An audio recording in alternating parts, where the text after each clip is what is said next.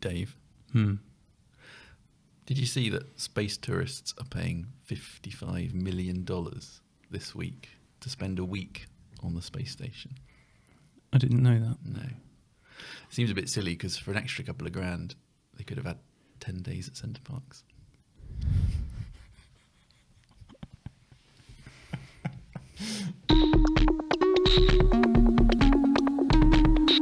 It's maybe a bit of a British joke, that one, though. Well, European, I would say. There's Centre Parks in Europe as well. That's true.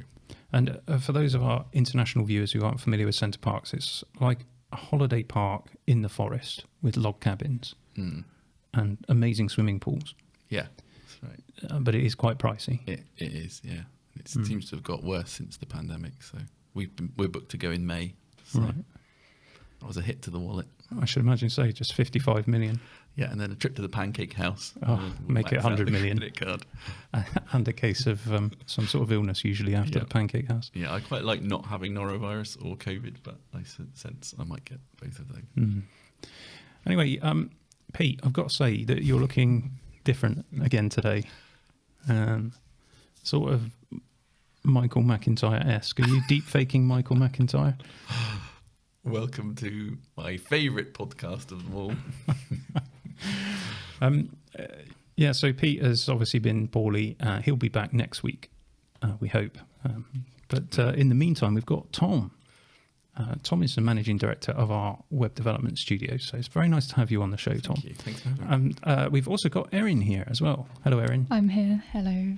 And if you're new to the podcast, the general format is that we just chat about tech stuff. And today our main topic is going to be talking about the Mac Pro and the potential for a new one at WWDC. And we usually start the show going through some news. We cover some rumours at the end of the show. So we'll put some chapters in the description if you're of the persuasion where you like to skip forward.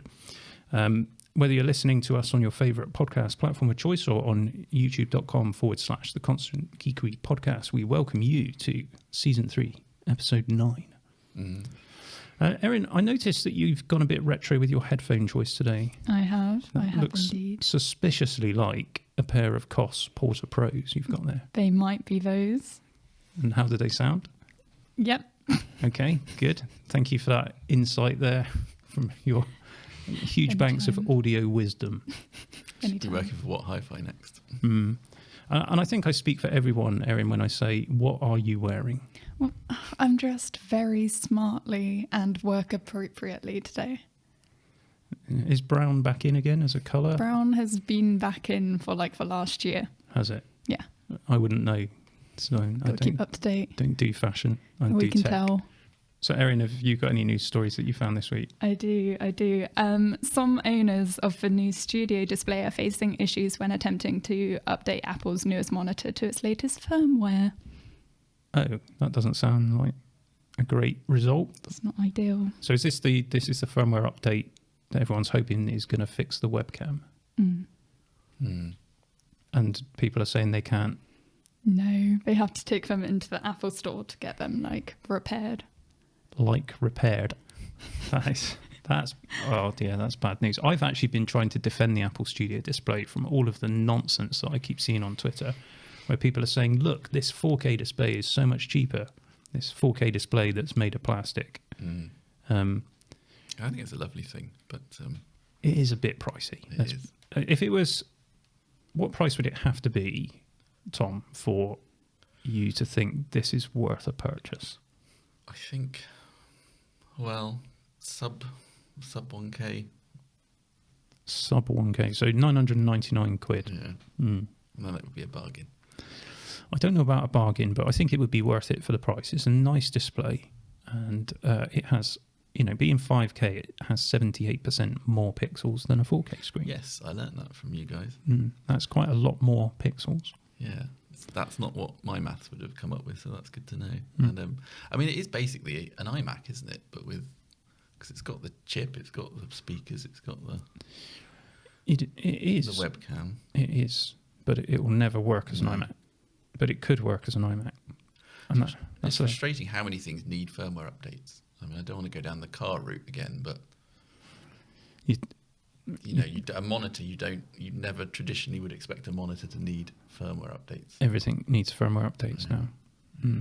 I'm just going to say, Tommy, I think you need to get your microphone a little bit closer to your mouth so that we can enjoy your dulcet tones. There we go. Is that better? In more clarity. Yeah, that's much nicer. Yeah, not a great result then for Studio Display. That's a bit disappointing. Have you got a Studio Display? How are you in this position where it won't update and you've got to take it to the Apple Store? Let us know. Anything else in the news this week? Well, I saw it's the 30-year anniversary of Windows 3.1, which took me down a very nostalgic trip because that was my first bit of software I installed on my first home PC. Interesting. I used to work at the council, the county council, in the IT department, and I used to have to install Windows 3.11 for work groups from floppy disks. Wow. Yeah, me too. That was my first job was Sidmouth College, and installing it. Well, you had to install DOS first, didn't you? You have to go through the DOS disks, right? And then the work group disks. Yeah. Oh, good times. And another job that I had as well was changing the backup tapes, which were little DAT tapes. Yeah. And so we'd walk around the building doing in the various server rooms, changing the backup tapes over. Good times. Admin in the 90s. What a nice, and life. The network. You were just talking about this earlier. Yeah. So not nice Ethernet cables, easily patched. No, coax. So with the bayonet connectors, absolute source of nightmare networking woes because they were always they're very brittle, it felt like. Yeah, not the same as the Cat5 stuff, that's for sure. No. And it used to have to put a T-piece on the back of each computer so they would all be in a line. And then at the end of the line, you'd still have a T-piece, but you'd put a terminator on the end. Do you remember that? So they all had to be... You had to plan out your very networking. Temperamental, yeah. Not great. And the other abiding memory I've got from supporting Windows 3.11 is that people would complain about the speed of their computer, so you'd go around and do defragging, thinking that might help, and invariably it didn't. Yeah. But, Erin, are you familiar with Windows 3.11 for work groups? I have no idea what you're talking about.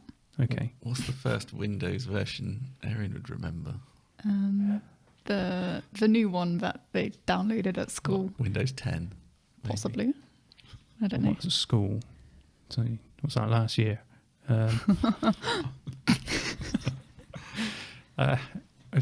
you did use Windows at school, but you've mainly, because we talked last week on the podcast about your Mac exploits and that you wouldn't have a Windows machine. Yeah, but we all had Windows at school. That was the go-to downloady thing.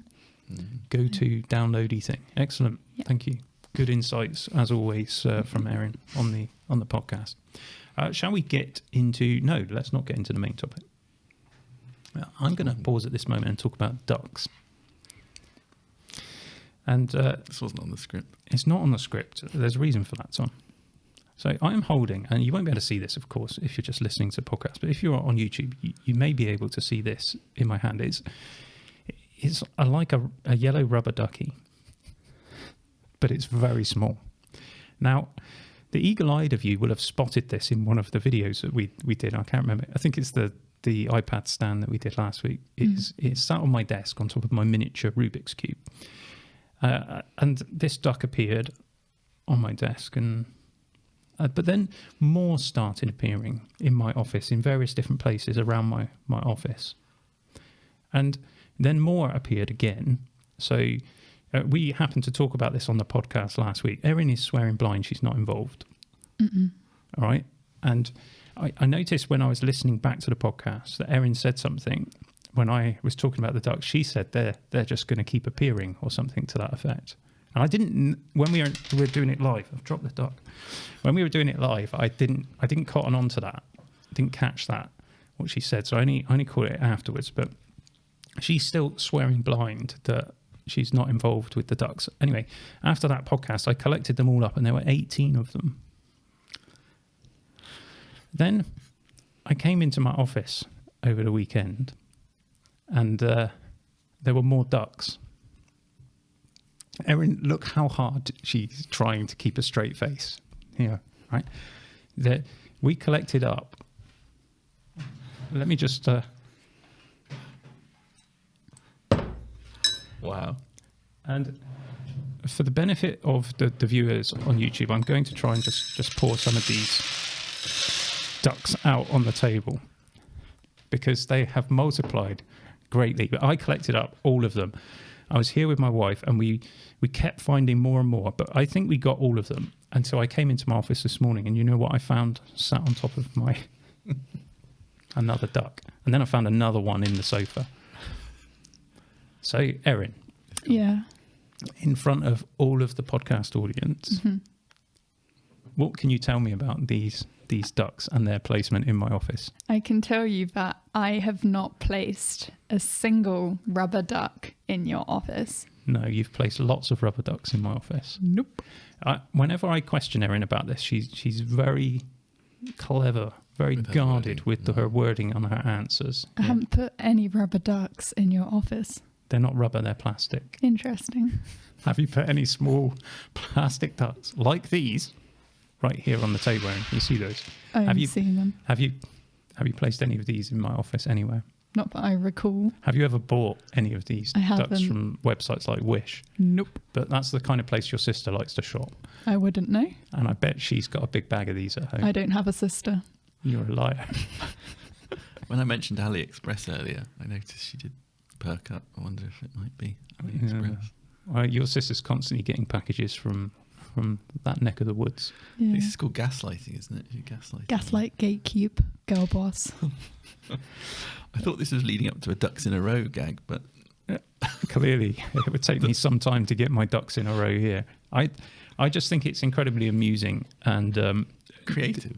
it's creative, and the Not level what of I would expect from Erin, to be fair. no. Although it is borderline evil genius, and that I do expect from Erin. Yeah, fair point. Absolutely, and her sister. And you know who you are, and you're probably watching and enjoying this far too much. So let me just tidy up all the ducks. I'm going to keep these in a safe place because I have a feeling that there's plenty more where these came from. Interesting. And I suspect this is going to go on for some time. And that's fine because I can be patient.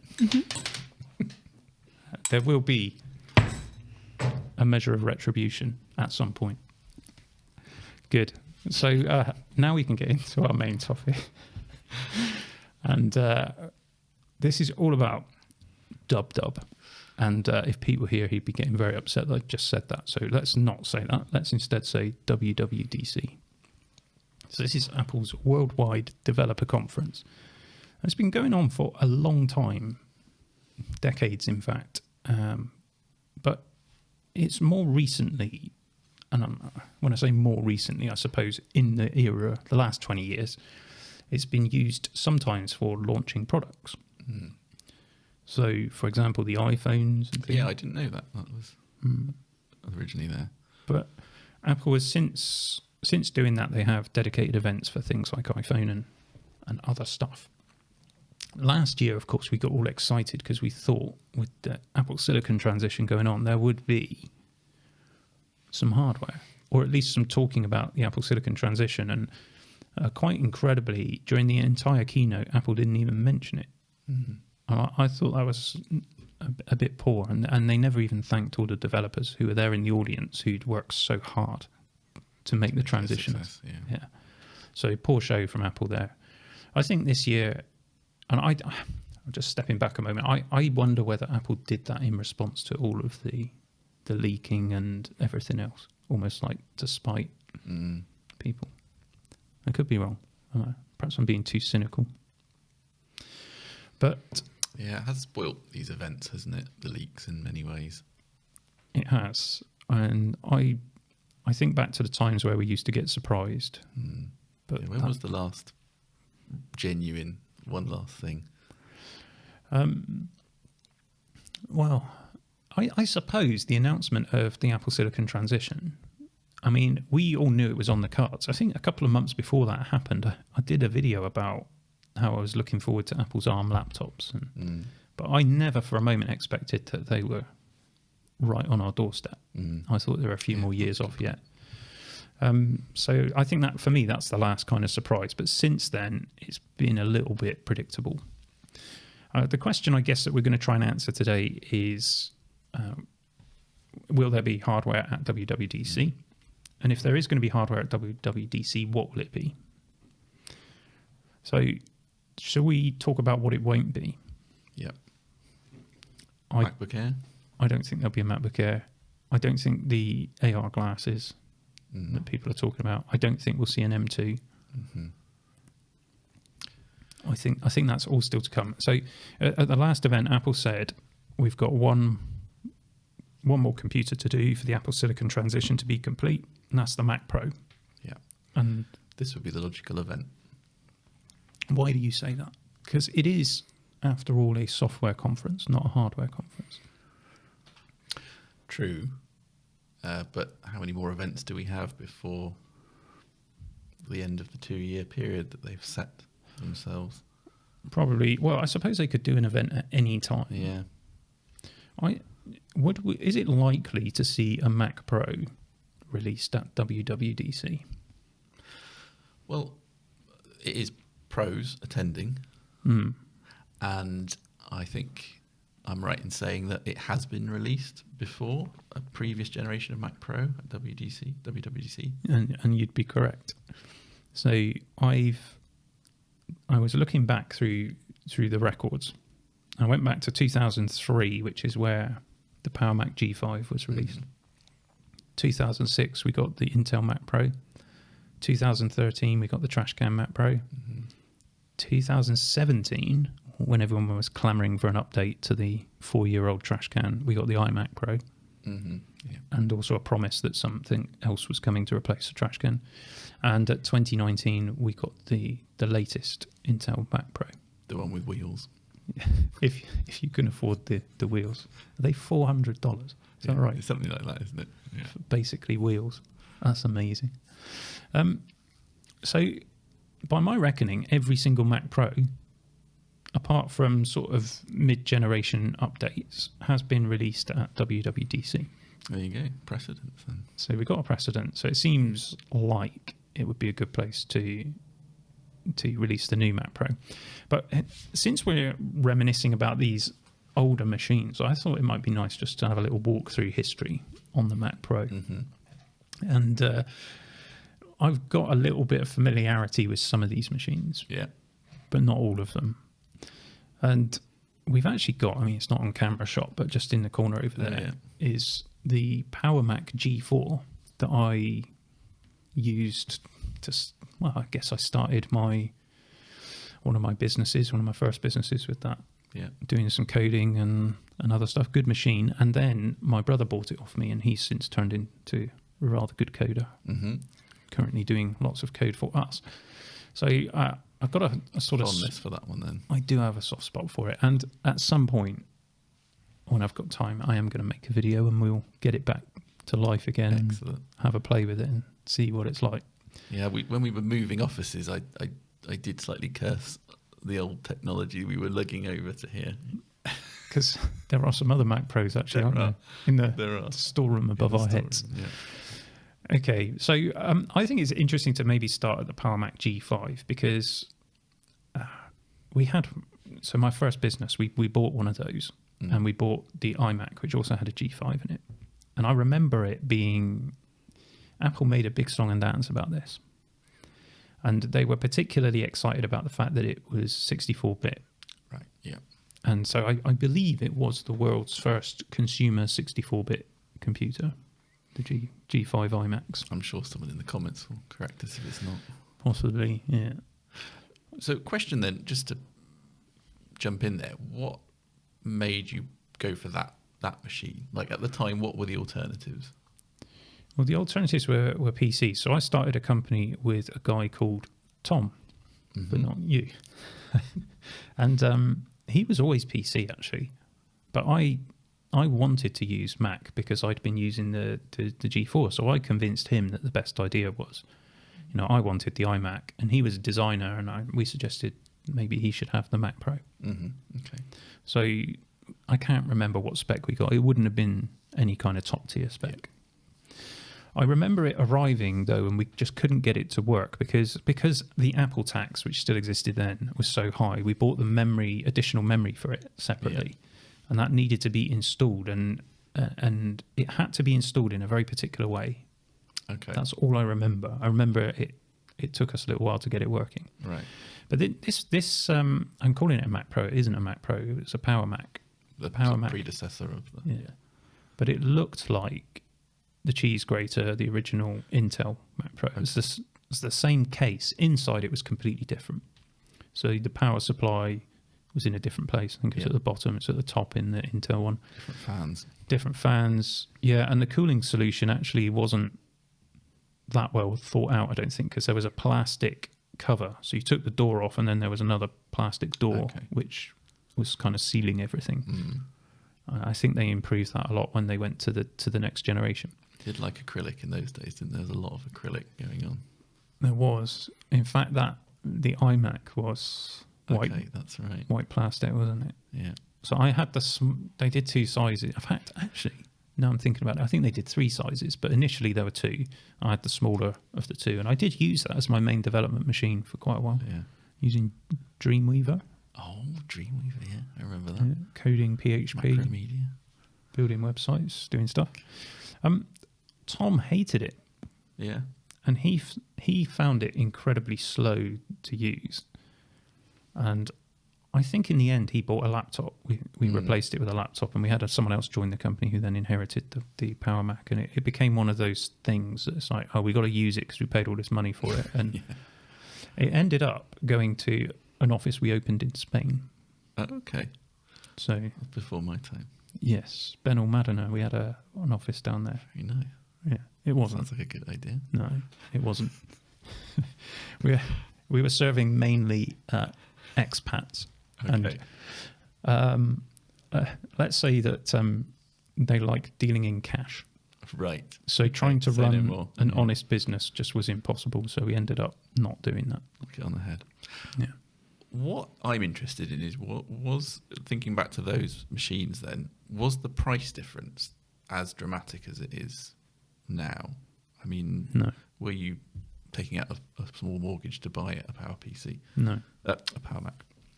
No. But then it was the same chip that was in the iMac. You know, it was still a G5. It wasn't anything special. Whereas the difference with the Mac Pro now is that you're getting the Xeon, so you're getting error checking RAM and other things, workstation grade components. I don't remember. It was more expensive, but I don't remember how much more. I don't think it was a lot more. And it was. I mean, it was a good computer, I suppose, but it wasn't as good as Apple made out. Okay. There were faster PCs around at the time, so they're all of this, you know, talking about the G5 being the best and everything. I think they were selective with their benchmarks, not like Apple. Things change there. And I know Tom was much happier with the laptop that he bought, and it wasn't like a ridiculously expensive laptop either, and it was faster. Okay. So I don't know what they did with that, but maybe we just got a bad one. I don't know. My iMac was always fine. I used that for a couple of years at least. The G5 though, of course, the G4 went in the notebooks, so you could get the MacBook Pro with the G4 and the Cube, wasn't it? That was the Cube. Oh. I've seen that in MoMA. It's the only one I've actually seen. Have you? Yeah. I had a customer who actually had one. Okay. And it was a bit of a nightmare, and it cracked as well. The plastic cracked. Didn't that have terrible cooling problems? Didn't it? It did. Yeah. I've seen something. I know someone else might be able to verify this, but it's the same footprint as the current Mac Mini and the Mac Studio. Oh, I think I read that. Yeah. So the design language did carry through, and into probably a lot of other things. I think it probably, even though it was a disaster, aesthetically, it's carried through. It was nice, and that was the best era, I think, of all of it, because Apple went through that kind of multicolored thing, didn't they, with the G3, with the iBook clamshell thing, and the iMac, of course, the G3 iMac with the. And when they went to G4 iMac, they still were using the plastics, but it just looked better. And that was the one with the angle poise. Oh yeah. Display. Nice base, yeah. And of course the Power Max, which is still plastic, but it just looks a lot better than the G3 Power Mac that came before it. So Yeah, I think the Cube was quite a classy computer, but it wasn't a very good computer. No, only sold, well, not many, I don't think. No, it wasn't very fast, was it? Yeah, they put the G4 in the Mac Mini as well. That's when the Mac Mini debuted. Okay. Because I had one G4 Mac Mini, and I had the newer iBook. I never had a clamshell one. I had a G3 iMac that was blue with a slot loading drive. That was good, but I never had the angle poise one. All these computers. Anyway, after the G5, they used that same chassis then to bring out the Intel iMac, and I believe there are 5 generations of that cheese grater. Did I say iMac? I meant Mac Pro. Mac Pro, yeah. Yeah. So there are 5 generations of that. So 1,1 up to the 5,1. Okay. And most of those were then minor revisions. When they went from the 3rd revision to the 4th revision, that was a bigger step up. I can't remember why. Yeah, they were nice, very nicely engineered machines, weren't they? The cases and over-engineered, perhaps. I had one up until a few years ago. I sold it to a guy in the Netherlands, actually. Posted it over there, but I had the dual. Oh, you posted it to the Netherlands? Yeah, that was a horrific experience. I'm never doing that again. Video. He got it though, and he was happy. It was it had 2 6-core Xeon chips in the X chips, workstation chips, and I think I had 64 gigs of RAM in it, and it had a Titan X graphics card in it, and that was the reason for selling it, because Apple and Nvidia had their little set to, and then there were no more drivers for it, and I upgraded the operating system without knowing that, and then found there were no drivers for it. Right. So at that point, I sold it and got an iMac. Right, yeah. But they are amazing machines, and people are still using them today. So they're not great from the point of view of the CPU horsepower, but you can upgrade them. You can get Thunderbolt working on them to a degree with the right add-in cards, and you can, of course, put powerful graphics cards in. Yeah. So that was the first. So that was the transition then to Intel chips. Yeah. But they didn't really step up the game, because they'd gone with those. They went with those X series chips, and arguably they probably should have gone with the E5. But people got annoyed at the fact that it wasn't changing. So from 2006 to 2013, and bear in mind that stock. So you were buying this thing new still in 2012 if you went and bought one of these, and you got USB 2. Wow. So you had to go and buy an add-in card, and I put a USB 3 add-in card into mine, but that's what it came with. And it had Wi-Fi and Bluetooth, but it wasn't up-to-date Wi-Fi and Bluetooth.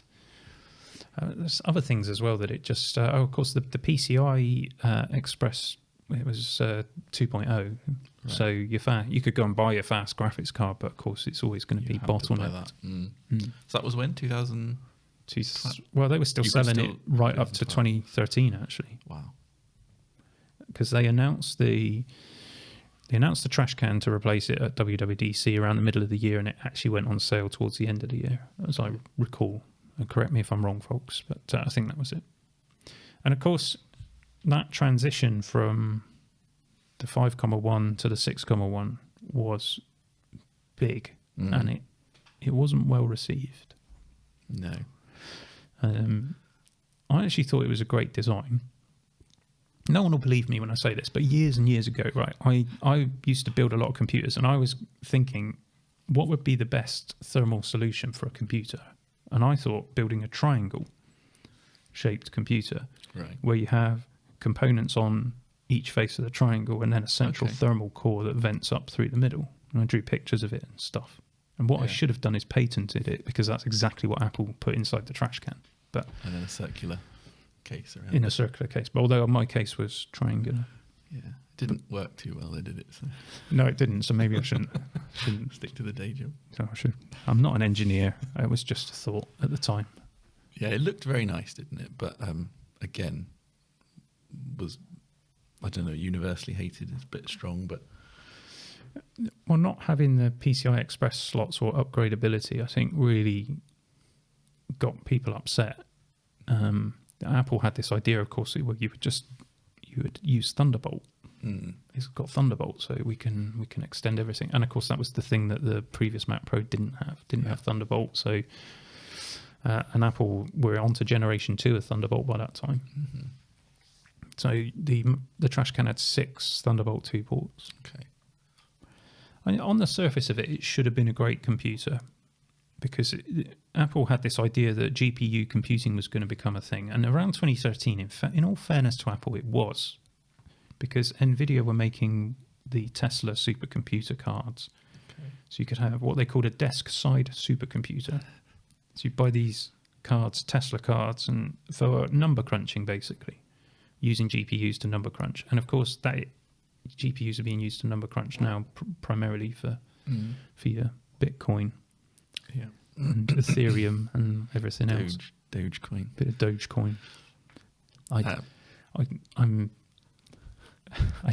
don't get that at all. Dogecoin. Is it a dog? Is it a word for a dog? Erin, what does Doge mean? It's a little dog meme. It's a Shiba Inu. And what now? It's a Shiba Inu, like the dog, and Right. it's called Doge. Oh, I didn't know that. I didn't know that. This is why we need to have Erin around for the Young occasional, people, yeah. and I do mean occasional moments where Flash of brilliance. yeah, well, easy. Let's not get carried away. Erin, how are the headphones going? Yep, I can hear stuff with them. Brilliant. Any Yeah. more insights? Why the retro headphones, by the way? They look cool. Excellent.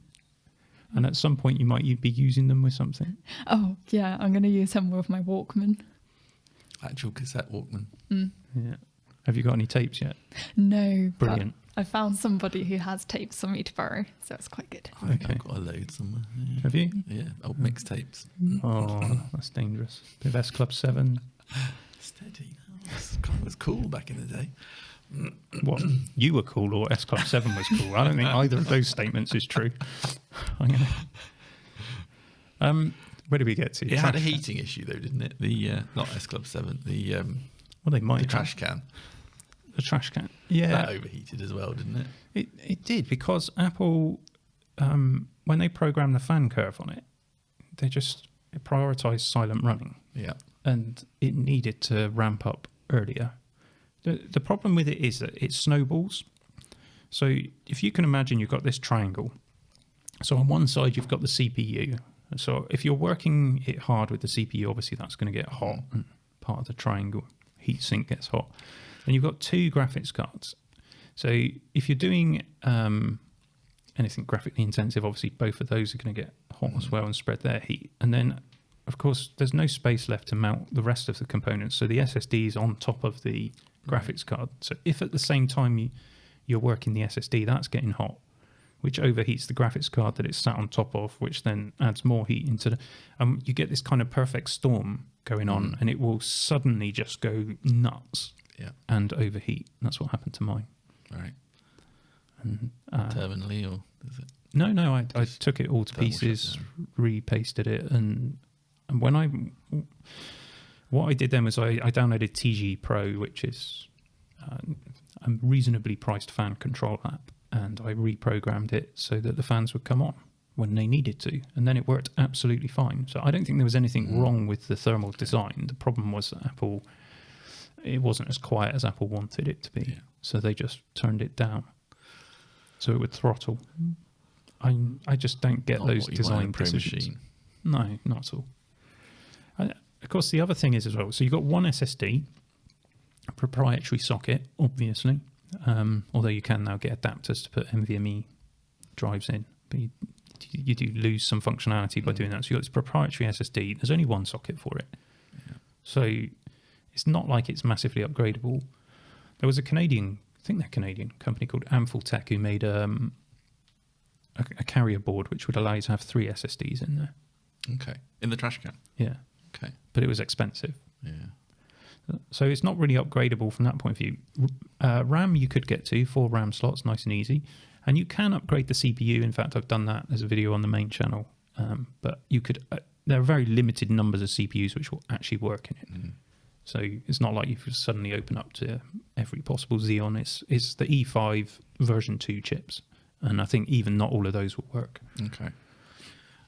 There's a Pro want a small machine. Like, it seems like the pursuit of the tiny and the desktop is the place you don't want that is in a pro workflow. I agree with you. Yeah, it didn't really work. Yeah. There's some audio professionals did use it. Some did because it was quiet and because they just couldn't get the performance out of the previous generation. An audio professional that I know who moved over to the new Mac Pro, he previously had 2 trash cans. Okay.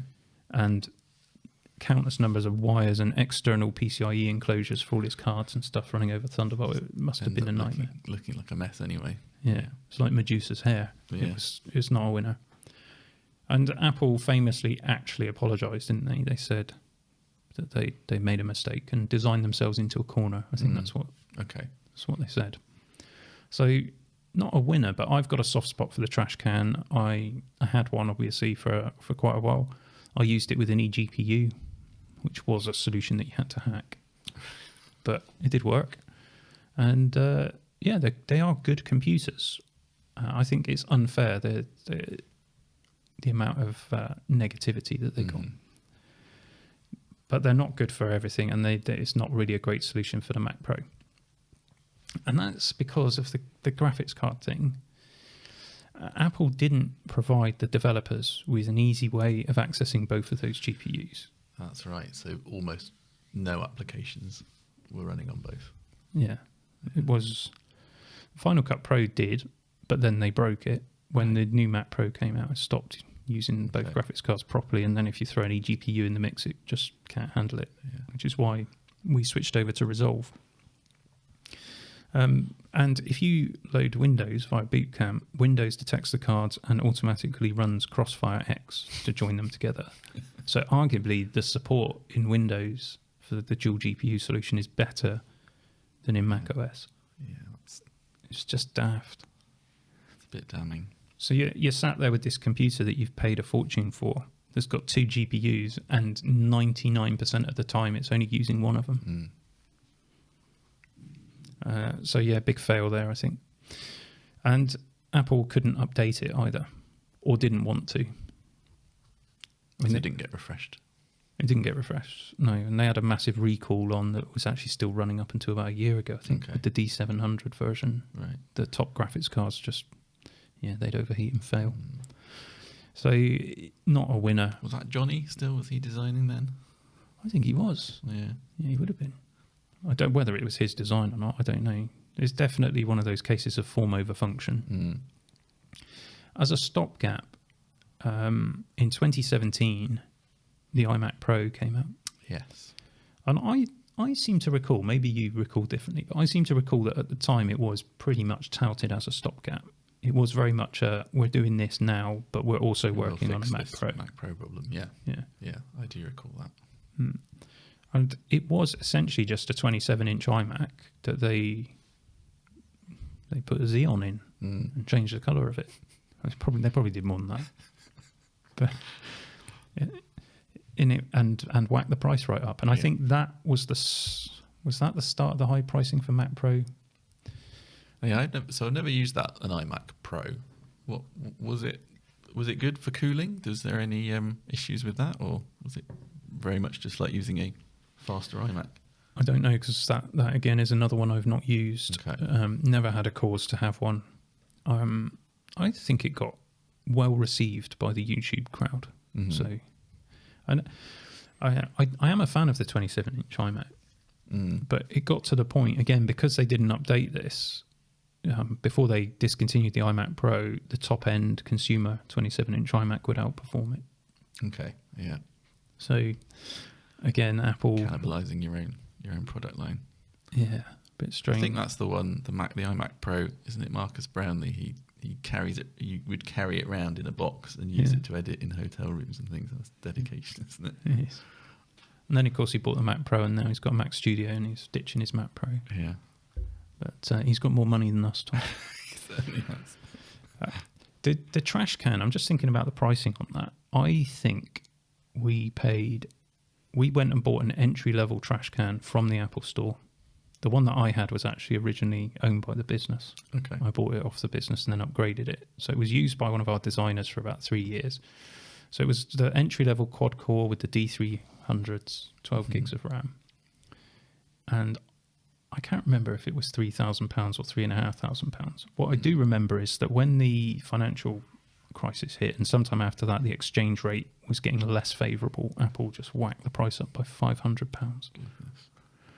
And that, I think, was the start of the big divide between the consumer pricing and the Mac Pro pricing. Right. Interesting. Yeah, I was wondering when that came in, because, I mean, now it's just completely different level, isn't it? Mm-hmm. So Cost of a car.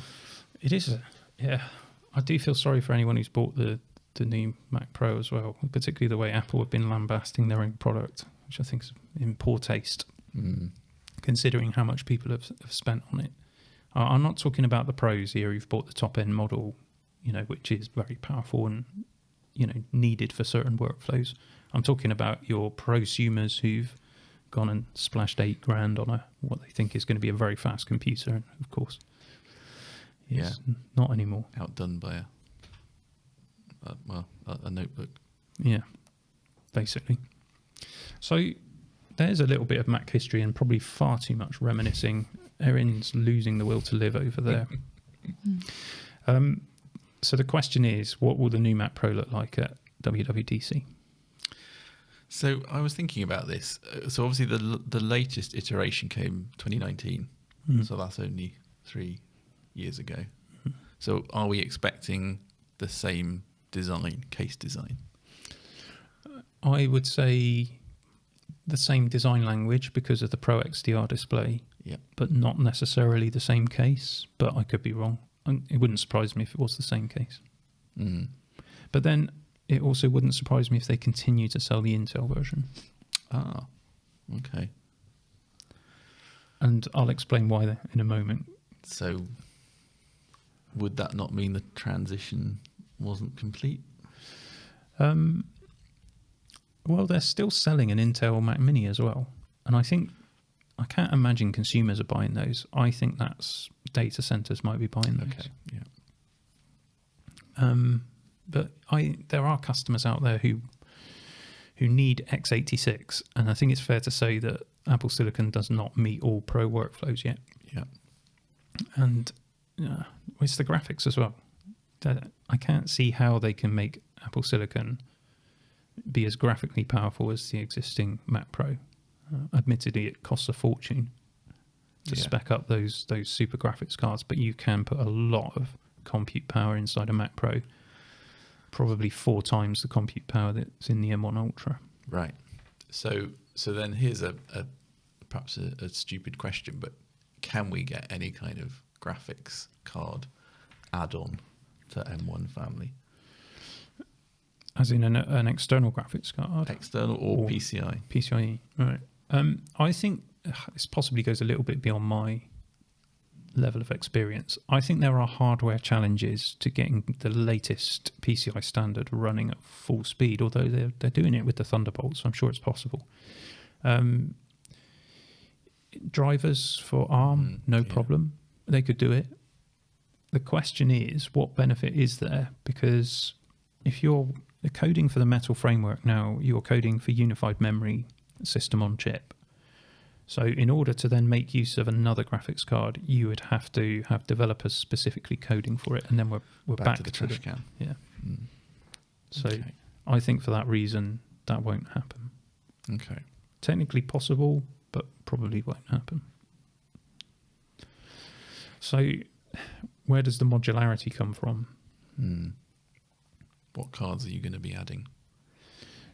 Well, I think if you think of audio and video professionals, they might want capture cards running on PCIe. They might want RAID cards for storage. They might want audio professionals will definitely want interface cards on PCIe.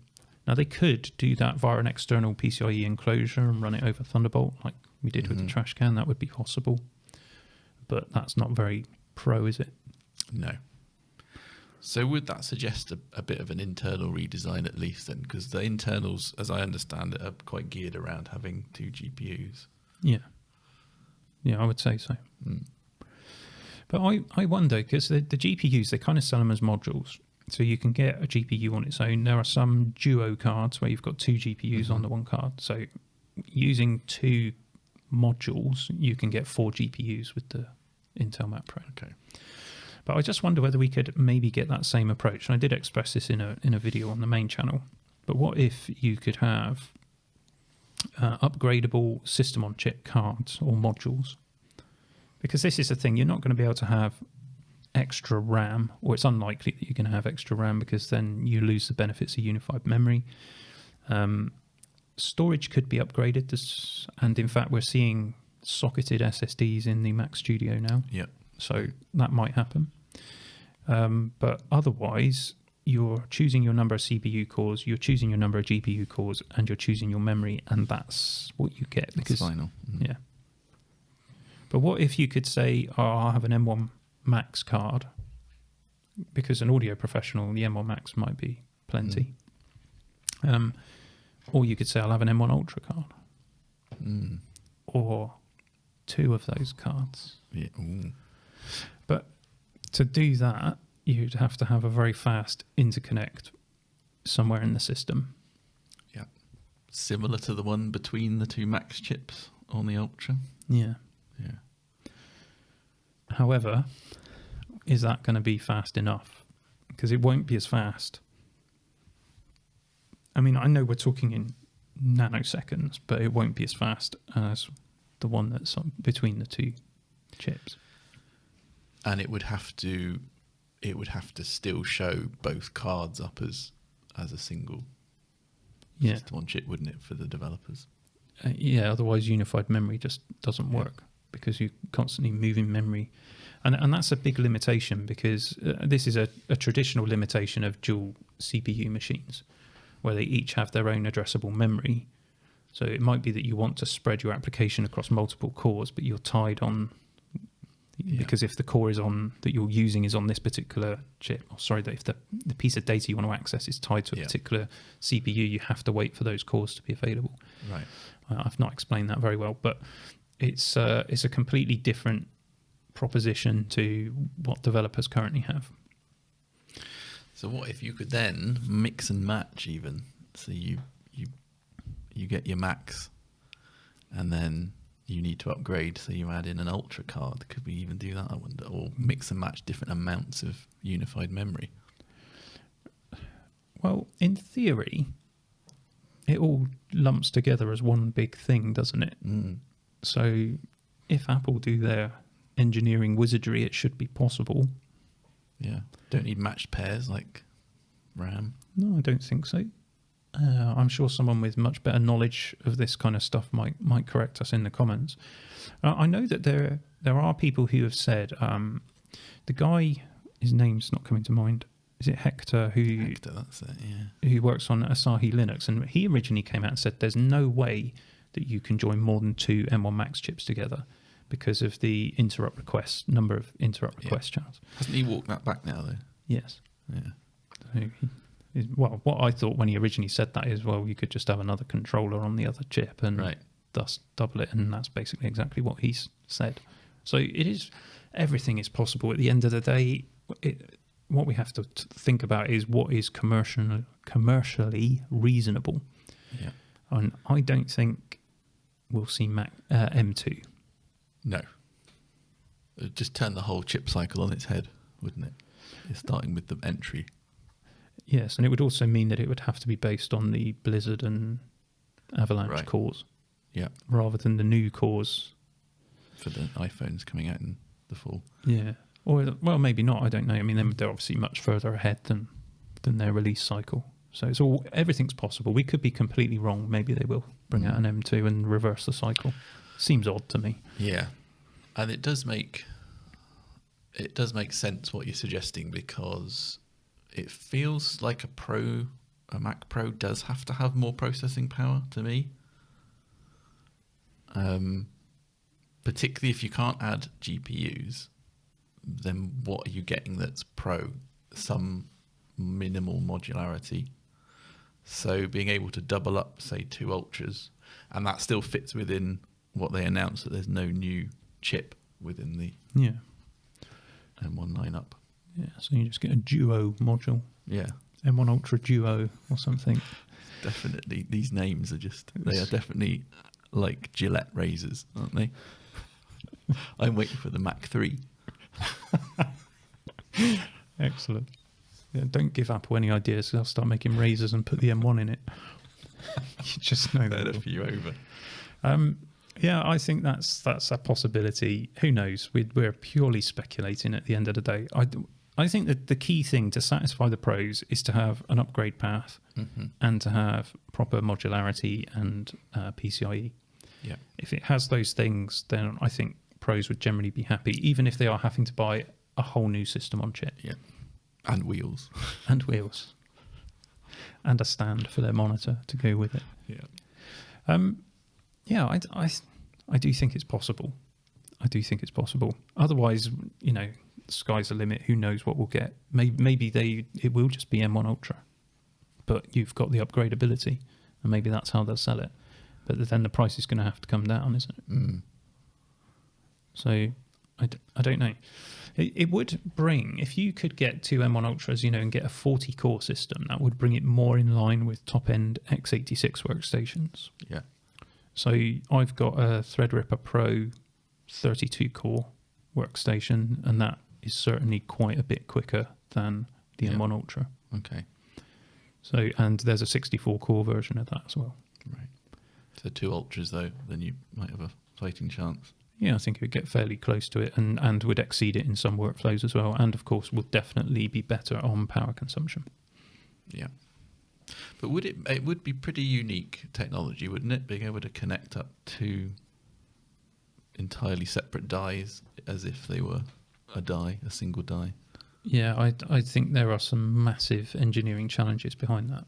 So, yeah, I do recognise that we are talking. I mean, if Apple can do it, it will be very impressive. Let's put it that way. Well, if anyone can afford to do it, they can.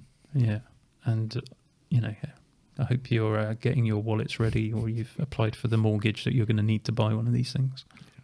Yeah. So anyway, what do you think? We've talked about the Mac Pro before, but share your experiences in the comments section. Have you got fond memories of any one of these machines, or you got any thoughts on where the Mac Pro is going? And when might it come out? I mean, we're not expecting it to be released, are we, anytime soon? But no, I did a quick poll on Twitter, and not many people responded, in fairness, but I think the majority were saying that we expect it to be announced but not released. Yeah. Which I think is where I'd probably land on it. Yeah. Anyway, we've probably been going for far too long, and it is time to discuss rumours, and that means that we have to do our intro jingle. And in order to do that effectively, I just need you to record your name a couple of times, Tom. Constant geekery, you already know the name. Turn the volume up, this is Tom. and Dave. What rumours have you heard? Let us test the claim. So welcome to the Rumour Mill. We've got some rumours. So Erin, you're going to take us through the rumours. I can take you through one of them. Can you? Thank you. Or do you want to give us some news now? Here's some rumours. The updated MacBook Air could launch at WWDC 2022. Okay, so the tradition here, of course, Tom, you will be familiar with, is that we've got a traffic light this particular rumour. Okay. I reckon they're probably saying it's going to have an M2 in it as well, aren't they, Erin? Yes. And be in multiple colours. So for me, that's a red. Yeah, definitely. I think obviously it is coming, but not at dub. No.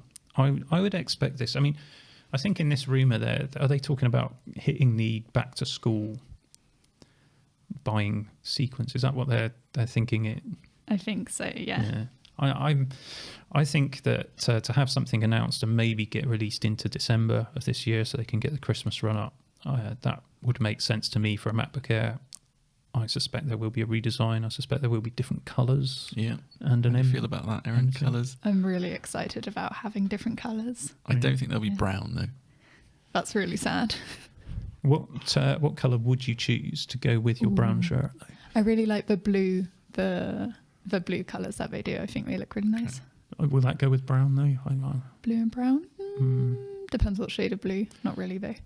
Probably not. Interesting. Yeah, so I think, definitely red on that one. I'm afraid. I don't think we'll see that at WWDC. I'd be delighted to be wrong, of course. It'd be nice. I'm looking forward to a new MacBook Air. Yeah. My Great wife machine. is still using an aging dual core Intel. I can say this because she never listens to the podcast. So I might get one of those in when they do arrive. Oh, someone's in for a treat. Mm.